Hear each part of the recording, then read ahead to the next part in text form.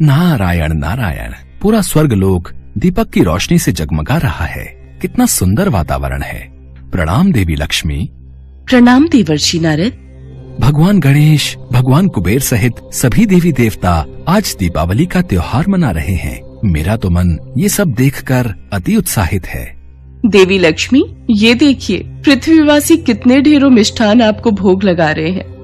हाँ देवी लक्ष्मी, आपको जो भी भक्त भोग लगा रहा है वो प्रसाद और मिष्ठान सीधा स्वर्ग में पहुंच रहा है। मिष्ठान बहुत ही स्वादिष्ट है। सचमुच यह दिवाली का त्योहार तो बहुत ही सुंदर है, निराला है। स्वर्ग में चारों ओर दीपावली के त्योहार की धूम मची थी। पूरा स्वर्ग दीपमालाओं से सजा हुआ था। देवी लक्ष्मी, भगवान गणेश, भगवान कार्तिकेय, शिव पार्वती, भगवान कुबेर, देवी दुर्गा, देवी सरस्वती, प्रभु श्री राम, देवी सीता, लक्ष्मण तथा हनुमान सहित ब्रह्मा, विष्णु, महेश सभी देवी देवता दीपावली के त्योहार का आनंद ले रहे थे। देवी लक्ष्मी पृथ्वी लोक पर जाने लगी। आप सब देवी देवता दिवाली के त्योहार का आनंद लीजिए, तब तक मैं भगवान गणेश और भगवान कुबेर के साथ पृथ्वीवासियों को दर्शन देकर आती हूँ। पृथ्वी लोक तो देखने में बहुत ही सुंदर लग रहा है। दीपमालाओं की रोशनी पूरे पृथ्वी लोक पर जगमगा रही है। देवी लक्ष्मी, भगवान गणेश, भगवान कुबेर आज पृथ्वीवासियों को धन, समृद्धि और वैभव से परिपूर्ण करने जा रहे हैं। अब देखना यह है कि किसके भाग्य में ये मीठा फल ग्रहण करना लिखा है और कौन इस परीक्षा में सफल होता है। इसके पश्चात देवी लक्ष्मी, भगवान गणेश और भगवान कुबेर तीनों पृथ्वी लोक के भ्रमण के लिए और भक्तों को दर्शन देने के लिए चल पड़े। भगवान गणेश, भगवान कुबेर, हम तीनों अब रूप बदल लेते हैं ताकि हम अपने भक्तों की परीक्षा ले सकें। जो आज्ञा देवी लक्ष्मी। पर आखिर हम कहाँ जाने वाले हैं देवी लक्ष्मी? जो भक्त हमारा प्रेम और सच्चे हृदय से स्वागत करेगा, हम उसी के घर जाएंगे और उसी का उद्धार करेंगे। और वे तीनों रूप बदलकर साधारण मनुष्य की भांति शहर में भ्रमण करने लगे। हर घर में रौनक थी, सब तरफ खुशहाली और उल्लास था। धन वैभव से परिपूर्ण लोग दीपावली के त्योहार का आनंद ले रहे थे। एक घर में देवी लक्ष्मी का पूजन हो रहा था। आरती की आवाज देवी लक्ष्मी के कानों में पड़ी। ढेरों पकवान पूजा में रखे हुए थे। देवी लक्ष्मी ने उस घर का द्वार खटखटाया। सुनो जी, ये गुलाब जामुन, रसगुल्ले, बर्फी, पेड़ा देवी लक्ष्मी को भोग लगाओ ताकि वो खुश होकर हमें खूब धनवान करें और रात को हमारे घर आए। कहते हैं उन्हें अच्छे से खुश करो, उन्हें भोग आदि लगाओ तो वो दिवाली की रात को हमारे घर जरूर आती हैं। बहन, बहुत भूख लगी है, कुछ खाने को मिलेगा? हम तीनों कई दिन के भूखे हैं। आज दिवाली का त्योहार है पर हमारे पास पैसे नहीं है। कुछ मदद मिल जाती तो बड़ी कृपा होती। अरे भाग्यवान, ये तुमने दरवाजा खुला क्यों छोड़ दिया है? तुम्हें पता है ना आज दिवाली है, तो ये भीख मांगने वाले ऐसे ही तंग करेंगे।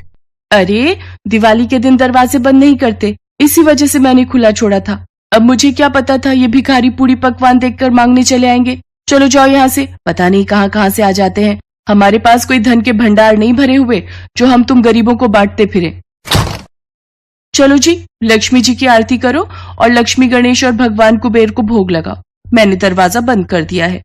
लक्ष्मी, गणेश और कुबेर तीनों मुस्कुरा देते हैं और वहां से चले जाते हैं। शायद उन सेठ सेठानी का आज उद्धार नहीं होना था। देवी लक्ष्मी तो उनकी परीक्षा ले रही थी। कहते हैं गरीबों की मदद करने वाला भगवान को प्रिय होता है। भगवान किस रूप में आ जाए किसी को नहीं पता, इसलिए अपने द्वार पर आए किसी भिक्षुक को और गरीब बेसहारा को दुत्कार कर नहीं भगाना चाहिए।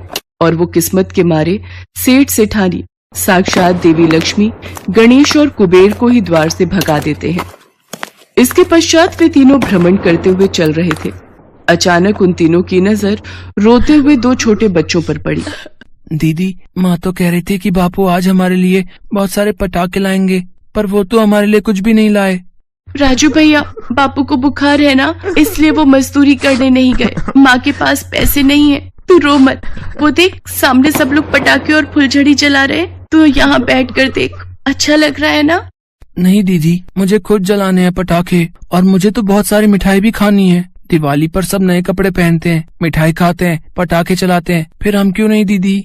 राजू भैया, तू तो मेरा राजा भैया है ना, अगर तू ऐसे रोएगा तो माँ को बहुत दुख होगा। चल हम अंदर चलकर खिचड़ी खाते हैं। पता है माँ ने आज खिचड़ी बनाई है। भगवान गणेश, भगवान कुबेर, चलो आज हम इस घर में रहने वाले भक्तजन की परीक्षा लेते हैं। वे तीनों भी बच्चों के पीछे उनके घर पहुँचते हैं और द्वार से ही भगवान गणेश उन्हें आवाज लगाते हैं। माई, दिवाली का त्योहार है, क्या हम तीनों को यहाँ से थोड़ा भोजन प्राप्त हो सकता है? सुनो जी, लगता है द्वार पर कुछ लोग आए हैं और वो भूखे हैं। आप ये दवाई लो, मैं तब तक उन्हें देखती हूँ। हाँ हाँ, आज तो दिवाली का त्योहार है, आप लोग भूखे नहीं रहेंगे। मैंने खिचड़ी बनाई है और अभी पूजन में भोग लगाने ही जा रही थी। आप कुछ देर विश्राम कीजिए, मैं दिवाली का पूजन कर लूं, फिर आपको खिचड़ी का प्रसाद खाने के लिए दूंगी। हाँ बहन, कोई बात नहीं, तुम पूजन और आरती कर लो, तब तक हम तीनों यहीं बैठे हैं। सुमित्रा, उसके पति और दोनों बच्चे माँ लक्ष्मी, भगवान गणेश, भगवान कुबेर और सभी देवी देवताओं की मन से आरती और पूजन करते हैं। प्रभु की लीला भी कितनी न्यारी है। आज साक्षात तीनों देवी देवता उस पूजन में वहां बैठे हुए थे। उसके पश्चात सुमित्रा खिचड़ी का भोग लगाकर उन तीनों को खाने के लिए खिचड़ी देती है। क्षमा करना अतिथि देव, आज प्रसाद में सिर्फ खिचड़ी ही भोग लगा पाई। क्या करूं, मेरे पति की तबीयत कुछ दिनों से ठीक नहीं है, इसलिए वो मजदूरी पर नहीं जा सके। मैं तो दिवाली पूजन में देवी देवताओं को लड्डू मिष्ठान का भोग भी नहीं लगा सकी। सुमित्रा की आंखें आंसुओं से भर जाती हैं। देखते ही देखते तीनों देवी देवता अपने रूप में आ जाते हैं। अपने सामने साक्षात देवी लक्ष्मी, भगवान गणेश और भगवान कुबेर को देखकर सुमित्रा और उसका पति चौंक जाते हैं। सुमित्रा, तुम ही तो चाहती थी कि आज हम तुम्हारे घर खिचड़ी का भोग खाने के लिए आए। देखो, तुम्हारा खिचड़ी का प्रसाद स्वर्ग में सभी देवी देवता प्रेम पूर्वक ग्रहण कर रहे हैं। और वास्तव में सुमित्रा का भोग लगाया खिचड़ी का प्रसाद स्वर्ग में सभी देवी देवता भी आनंद पूर्वक खा रहे थे। सुमित्रा, तुमने प्रेम पूर्वक हम तीनों का स्वागत किया है, इसलिए हम तुम्हारे घर से ऐसे नहीं लौटेंगे। उसी पल तीनों देवी देवताओं ने अपने हाथ आगे किए और उनके हाथों में से सोने के सिक्के गिरने प्रारंभ हो गए। देखते ही देखते सुमित्रा की झोली सोने के सिक्कों से भर गई। धन के भंडार भरने वाली देवी लक्ष्मी, रिद्धि सिद्धि के दाता, वैभव देने वाले गणेश और धन समृद्धि देने वाले कुबेर आज उस गरीब की कुटिया में खड़े थे। सुमित्रा की खुशी का ठिकाना नहीं रहता। अब उसके पास सब कुछ था। उसके परिवार की दिवाली खुशियों में बदल गई थी। स्वर्ग लोक के देवी देवता भी आज उन देवी देवताओं पर फूलों की वर्षा कर रहे थे।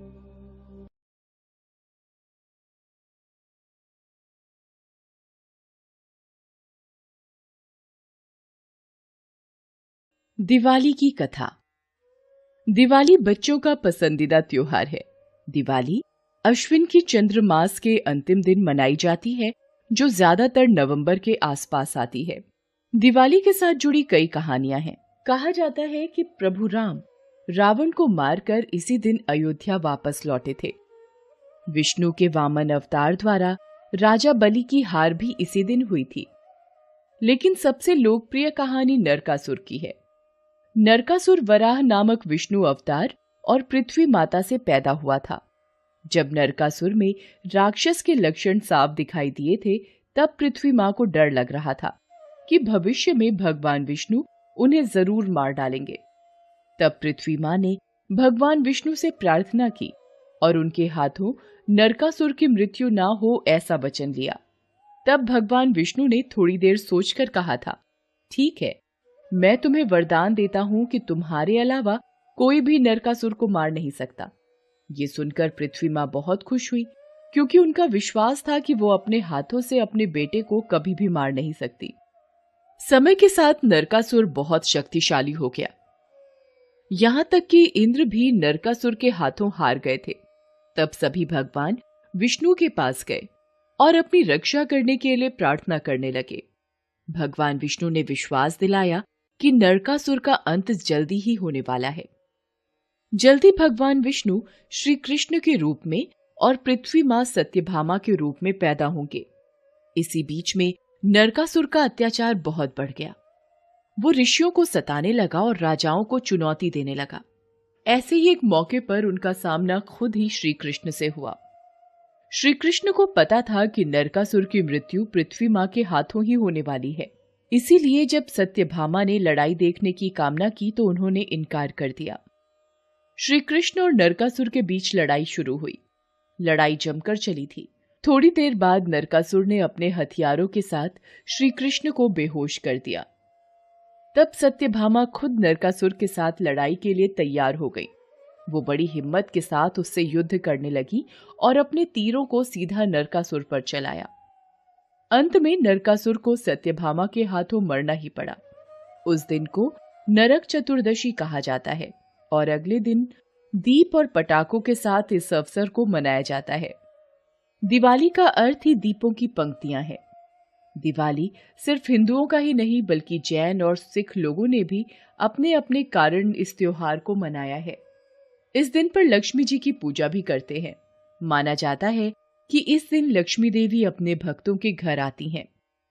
असल में तो दिवाली का दूसरा नाम लक्ष्मी पूजा है। मारवाड़ी लोग इस दिन पर लक्ष्मी पूजा करने के लिए बहुत महत्व देते हैं। यहाँ तक कि उनका नया साल भी दिवाली के साथ ही शुरू होता है। दिवाली के दिन हर कोई जल्दी उठता है, सिर से स्नान करके नए कपड़े पहनता है, स्वादिष्ट मिठाई के साथ अपना दिन बिताता है। घर में छोटे बड़े श्रद्धा के साथ लक्ष्मी जी की पूजा करते हैं। सूर्यास्त में दीपक जलते हैं और तब पटाखे भी फोड़े जाते हैं। अमावस की अंधेरी रात दिवाली पर दीपक जलाएं। दीपक के साथ जगमगा उठती है। दिवाली की आतिशबाजी से सर्दियों की ठंड कम होती है और उस समय पैदा होने वाले कीड़ों को मार देती है।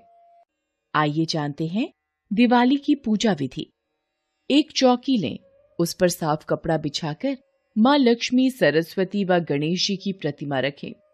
मूर्तियों का मुख पूर्व या पश्चिम की तरफ होना चाहिए। अब हाथ में थोड़ा गंगा जल लेकर उनकी प्रतिमा पर इस मंत्र का जाप करते हुए छिड़कें। ओम अपवित्रः पवित्रो वा सर्वावस्थाम गतोपि वाह यः स्मरेत पुंडरीकाक्षम स वाह्य भंतरः शुचिः। जल अपने आसन और अपने आप पर भी छिड़कें। इसके बाद मां पृथ्वी को प्रणाम करें और आसन पर बैठकर हाथ में गंगा जल लेकर पूजा करने का संकल्प लें। इसके बाद एक जल से भरा कलश लें, जिसे लक्ष्मी जी के पास चावलों के ऊपर रखें। कलश पर मौली बांधकर ऊपर आम का पल्लव रखें। साथ ही उसमें सुपारी, दूर्वा, अक्षत, सिक्का रखें। अब इस कलश पर एक नारियल रखें। नारियल लाल वस्त्र में इस प्रकार लपेटें कि उसका अग्रभाग दिखाई देता रहे। यह कलश वरुण का प्रतीक है। अब नियमानुसार सबसे पहले गणेश जी की पूजा करें, फिर लक्ष्मी जी की आराधना करें। इसी के साथ देवी सरस्वती, भगवान विष्णु, मां काली और कुबेर की विधि विधान से पूजा करें। पूजा करते समय 11 या 21 छोटे सरसों के तेल के दीपक और एक बड़ा दीपक जलाना चाहिए। एक दीपक चौकी के दाईं ओर, एक बाईं ओर रखना चाहिए। भगवान के बाईं तरफ घी का दीपक जलाएं और उन्हें फूल, अक्षत, जल और मिठाई अर्पित करें। अंत में गणेश जी और माता लक्ष्मी जी की आरती उतारकर भोग लगाकर पूजा संपन्न करें। जलाए गए 11 या 21 दीपकों को घर के सभी दरवाजों के कोनों में रख दें। इस दिन पूजा घर में पूरी रात एक घी का दीपक भी जलाया जाता है।